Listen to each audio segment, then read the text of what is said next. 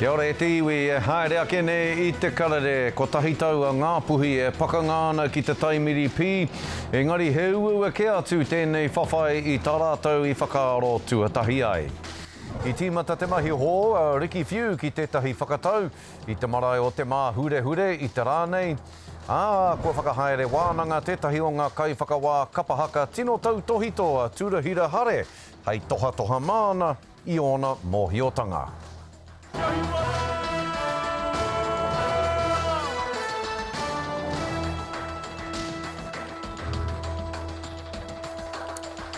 Nō reira kei ngā manu ti ori o te wao tapu nui a tāne tau mai anō rā ki te karere.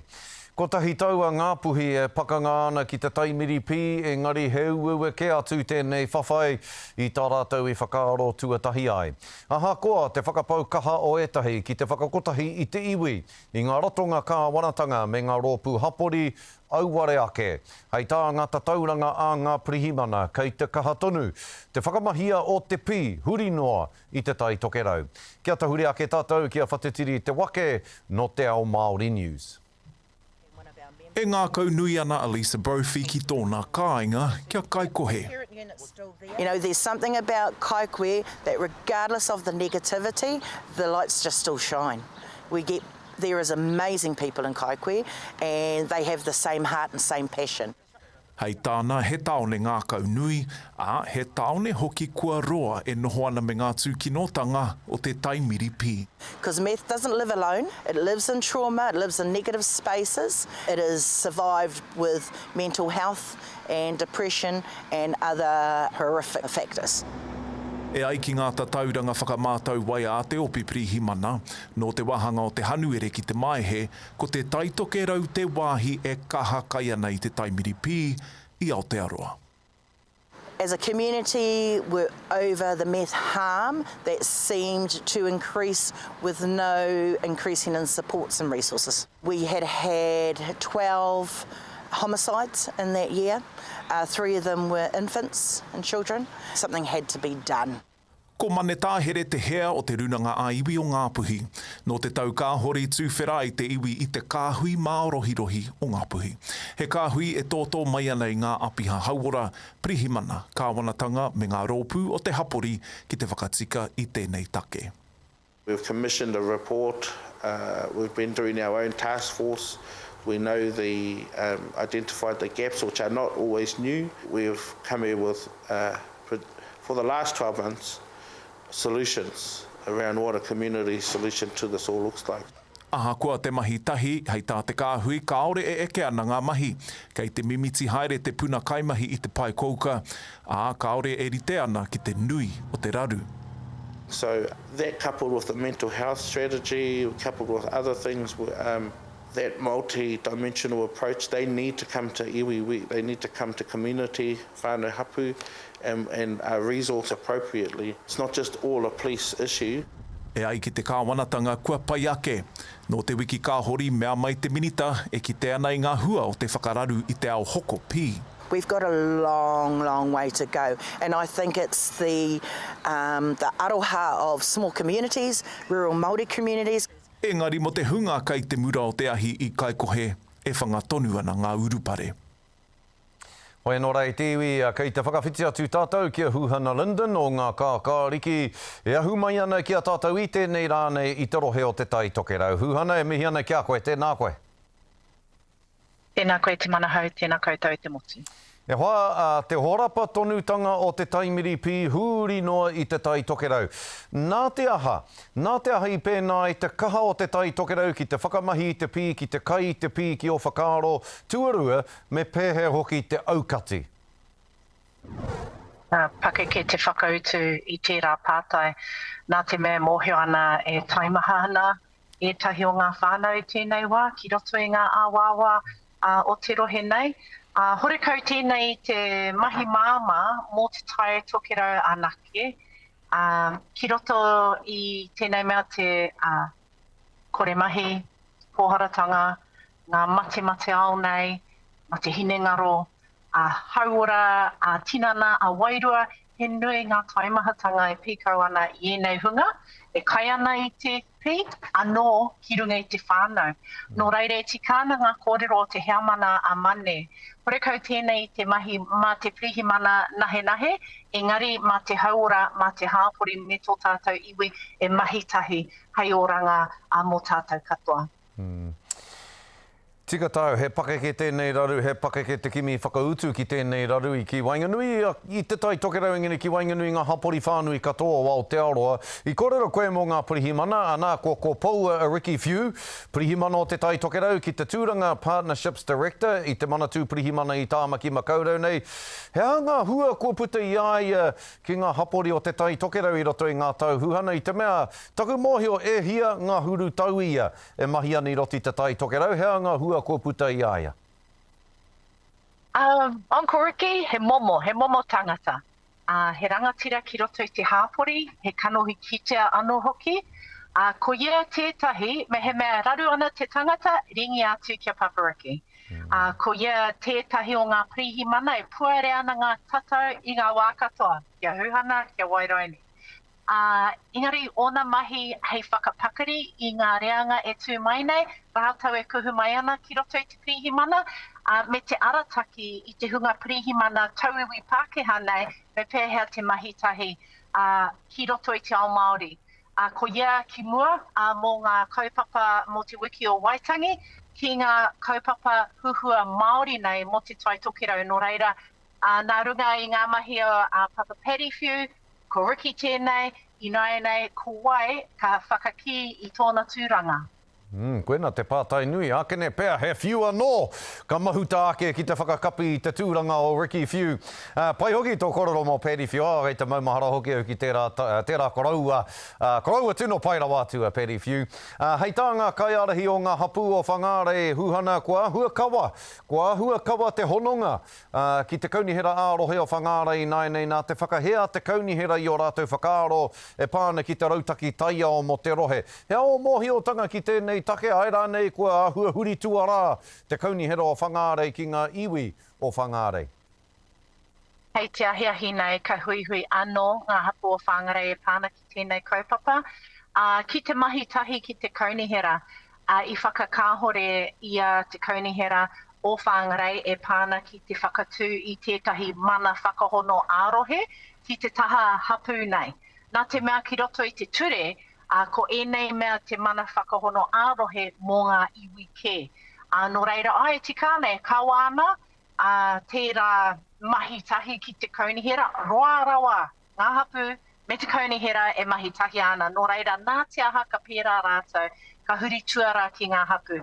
Koia tēnei te tahi o ngā pātai nui ko puta i waku mātua, hei te ahiahi nei ka whakarite, taha tētahi rautaki, tētahi prene, ki te wero atu ki te kaunihera, anō ki te mahitahi ki ngā iwi o te rohe o Whangāre, ki te tautoko i ngā hiahia a ngā hapu me ngā marae.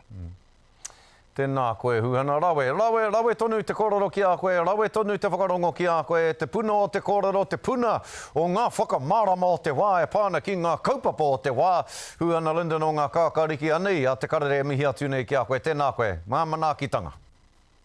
Tēnā koe, tēnā tātou katoa. Ka pai. Nā, i kōrero huhana mō Riki Whiu.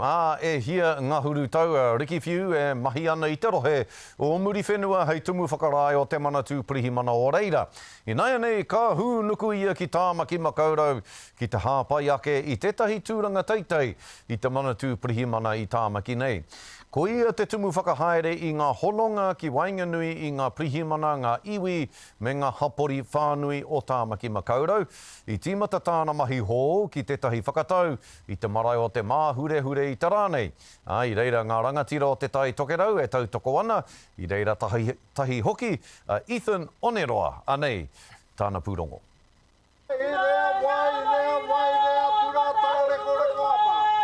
He reo karanga. He reo pōhiri. He piki tūranga mo tēnei rangatira o pe pirihimana o te tai tokerau. Ka tau te whakaiti. Kai roto a hau i tēnei wā te taimahātanga o te whakaiti. Koni ake I te 30 tau a whiu e whai ngā mahi pirihimana, ko te nui ngā wana mahi kei roto ke I te taitokerau tonu. Ka rongo koe I te ngākau aroha, I te ngākau māhaki, I te māmā o te whaihaere I tēnei momo pirihimana. Mei kore koe ki te roto I ana kākahu pirihimana, he mahi nui koe te whakaaro e pirihimana tēnei. Heoi, nā tōna manawa nui kia whaihua ngā iwi toko iti o tira te iwi Māori putanoi ngā hāpori o tāmaki makaurau, ka tupu te ahi whitawhita ki roto iaia kia tato tō mai ana pukenga ki te taone nui. Taku hehe ki te nohotai, ki te whakarongo, ki te tirohia, ki te werohia, kuetahi, kia kitai I o mātou nei hononga ngā te tari pirihimana nei, ki ngā hāpori, ki ngā iwi o te motine. Ka tae ia te tui ngā karo kia whai te huerahi tika mō tātou katoa, ngā iwi katoa e noho ana ki tāmaki makaurau.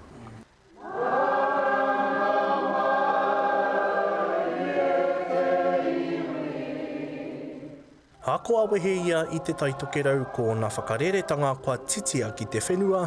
E kore ue ki ka pōhara tia mātou engari ka nui he mātou nā te mea I roa ia I roto I te iwi. He koha nui hei painga mō ngā iwi o tāmaki makaurau. Ethan Onerua, Te Karere. Pauri atu kia mahi mātou I wā mātou mahi. Koe rā te whakahau a ngā kaimahi Māori o ngā rotonga me ngā manatū Māori ki te kāwanatanga. Ko ngā kaimahi e kaha nei ki te tuku I tēnei whakahau, ko ngā kaimahi e āwhina nei ngā tamariki whakaraerai. No ko tata ake nei ka whakarewa hia he kaupapa hou, a tamaiti tū tamaiti ora ki roto kirikiri roa. Me te aha, I reira ngā kaitōranga pū o ngā taha katoa o te whare pāremata.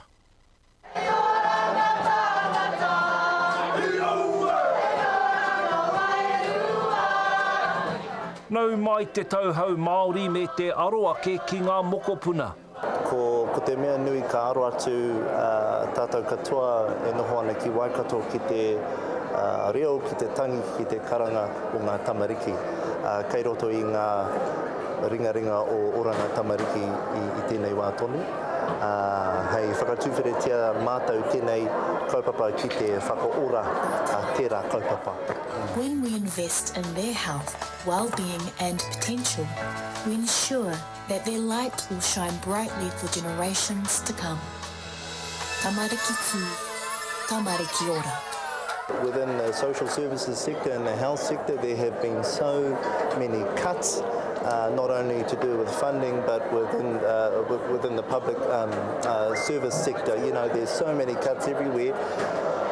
Our small little kaupapa, whilst it might look like a waste from Pōneke, these connections, these little pools of funding, or more importantly of kaupapa Māori organisations, kaupapa Pasifika, who get together, are not a waste, they're vital. They're real vital infrastructure to support our whānau in need.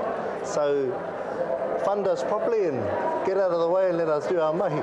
Kei te rongo mai koe e te minita. He nui te mānuku takoto ke mui te aroaro o te kai tāke pēnei a tāua me o tāua Pākihi. Nei ka whaiwhai haere te kāwanatanga I tō Pāke te pūtea, hei aha mata haere ki te mahi, ma te whakarewa hoki ngā Pākihi. Nā reira, he pātai nui, he wero nui tēnā mo te kāwanatanga, me pēhea e taia te ata wehi whakaihi hoki I enei momo kaupapa. Kia kaua e riro mā ngā iwi, mā ngā philanthropist rānei enei momo kaupapa e whakarewa, e hapa. I tai atu te mema pāremata Maria Meno Kapakingi ko ia te tumu whakarai tuatahi. I will talk about Kirikiri Family Services Trust and its beginnings in 1999, and there are a couple of things that make it quite an exception, and you should know that because it is part of the history and therefore part of our story. Iai ki te hea mana hou, waiho mā te hāpori, hei arahi. the solutions lie in communities, and we need to back community organisations, and we need to have a high trust that community organisations know their communities because they stand in that land, and then actually to bring out those solutions and to support them to support whānau, tamariki, to actually come up with the solutions that they need for their own well-being. Kua ki te whare i ngā mema tō rangapu. Ki tāku i kite i tēnei pō, kei kunei, i runga no i ngā poronga o tēnei kāwanatanga. Ngā poronga o ngā ratonga i roto i ngā hāpori, hei manaki, hei tiaki, hei āwhina i ngā tamariki me o rātou whānau. Koira te take kei konei tātou i te pōnei. Nā te mea, e tino whawhai ana Kirikiri Roa Family Services Trust, me tēnei kaupapa o te tamariki tū tamariki ora, e whawhai ana mo te pūtia mō wā tātou tamariki whānau hoki. Ara te whakahira-hira o tamariki tū tamariki ora. So in 24-25 there was, I suppose, a forecast of 75,000 reports of concern supposed to be happening nationally. We got 108. We get 5,000 within the Waikato, just our little office here. So all of the service providers who feed into the children's protection system, it's really important to, I suppose, lend a hand to that kaupapa. But yeah, a lot of mahi going on there. Ara, he taonga mo te apōpō. E te iwi hei muri ake i ngā whakatairanga, kua whakahaere wānanga tētahi o ngā kai whakawā Kapa Haka tino tau tohitoa Tūrei Hurae. Hei aha hei toha toha māna i ona mōhiotanga kia mau tonu mai kia te Karere. Hoki mai anō ki te Karere, kua whakahaere wānanga tētahi o ngā kai whakawā Kapa Haka tino tau tohitoa Tūrei Hurae. Hei toha toha māna i ona mōhiotanga ki ngā uri o te Arawa e whai whakaaro ana ki te whakawā a tōna wā. Kia tahuri ake tātou. Ko mātou, wai mari e kua whai tūru ki runga i te pai whiriwhiri. So that was up to each team to put their judges forward. Then it comes back to, as I'm talking, it comes back to the integrity of the teams, of being prepared themselves. He wānanga o te ana mataara, o te Ao Haka. He rawe te taumata o ngā kai whakawā, e hara i te mea ke te pehi ngā kai whakawā, engari ko ngā systems, ne, e ahua flawed nei. So koera te wāhi, mea ata tiro mātou, mea ata wānanga hia. Ko ngā wai Wira Campbell o Ngāti Ngāraranui, te kai waiata matua o te pēne waiata o Kurala. E he ana ia kia whai pūkenga whakawā Kapa Haka. Ko tāku e hia nei te kite i wenei momo wānanga e ara mai nei i ngā iwi putanoa i te motu. Ai, hei painga mō ngā tamariki. So tahi, kia korei rātou e matako ki te mahi. Kia nākau mui ai rātou ki te whakauru mai ki roto i te rāpai. Tuarua, kia korei e tino tapiti rawa tā rātou titiro ki nā pai aru whakawā. E hia ke ngā wā, ko turu hirahare, te kai whakawā matua o ngā whakataitai Kapa Haka o te motu. There is an absolute use by date o koutou i runai te atamira. E kāre roa, kua tae mai tawa wāra. Nō reira, he me kaha ki te whaihaere i nei momo hui. Ki te whakauru haere ki roto i ngā whakataitai, nā te mea, ko koutou nā practitioners o te matatini. E whakanunuhia ni nā kai whakawā hou, kia eke aki ki nā pai whiriwhiri. Ka pērā no nā kai haka hou, ka whakanunuhia kia urua tuki roto i nā Kapa Hakara, kua whakawātea mai rā wērā hai kai whiriwhiri. Kare hoki koe e haka i runai te atamira whakataetai mo te katoa o rā i runai te mata o te whenua. That's a joke. Te nuinga o te wā, kati pakohia te tangata hei kai whakawa, karekau he mahi hei āwhina i aia, nō reira he momo āwhina anō hoki tēnei wānanga. Hei tāten wāka o te committee o te Arawa Kapa Haka. Ka toko ake te whakaaro i te rōpū ki te whakatū wānanga kia whakawhanake i ngā pūkenga o ana mema e hehi ana ki te takahi i te ara ki ngā te pū whakawā. Consistently is the key word. You have to be consistent, and this will be something that will be hammered throughout our wānanga is being consistent. E hara i te mea, He mātanga hau i roto i nei mai, kei te mahi tonu, kei te ako tonu, tātou katoa tērā. Engari ko tāku he whakakao i ngā pūkenga, ngā tāngata kua roa nei e mahi ana i ngā mahi a te kai whakawā. Kei te tika kia whakaarahia he wānanga mā nā kai whakawā hou e whakaarake nei. Mō nā taumata whakataitai katoa, nā taumata kura, mana kura tahi, kura tuarua, nā rohe, nā whakataitai a iwi, me te matatini. Kia ata mara mai nā kai whakawā hou, ki nā paiaru e tika ana, ki te kounga tana o te kai whakawā e manakohi ana i nā kapa haka. Hei tā te kai whakahaere a Dan Vaka, ko te whāinga matua o te wānanga nei, he poipoi i ngā kai whakawā, me ngā kai haka e hehe ana ki te mahi i tēnei momo mahi, ka whakakanohi i a te Arawa ki ngā tini whakataitai. A ko te oranga me te kaunga o te ao haka, he tua papa mo te wānanga nei. Me ātaruku ki ngā wānanga o te kai whakawā, kaua pia waiho ma te rai mua i te whakataitai, e wānangatia. So koera te taki i tai mai au te rānei.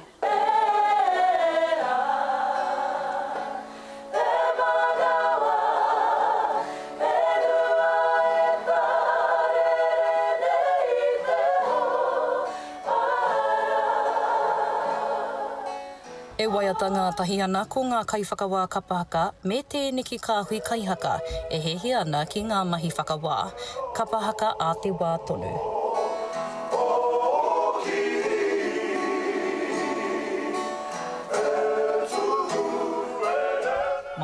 Mahoe taku tai atu ki tērā hui e nui aku kōrero pāna ki ngā mahi whakawā kapa haka. Hoi anōra, waiho tērā kaupapa. Hei muri ake ngā pānui hoko ko ngā huarere o te wā.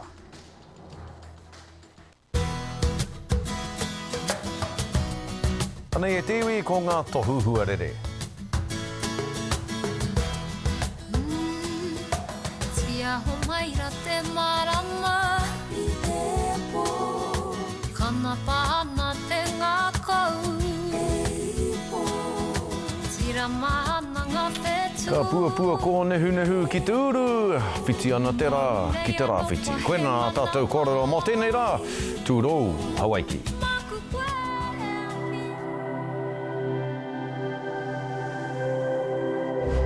Ko te reo, te take.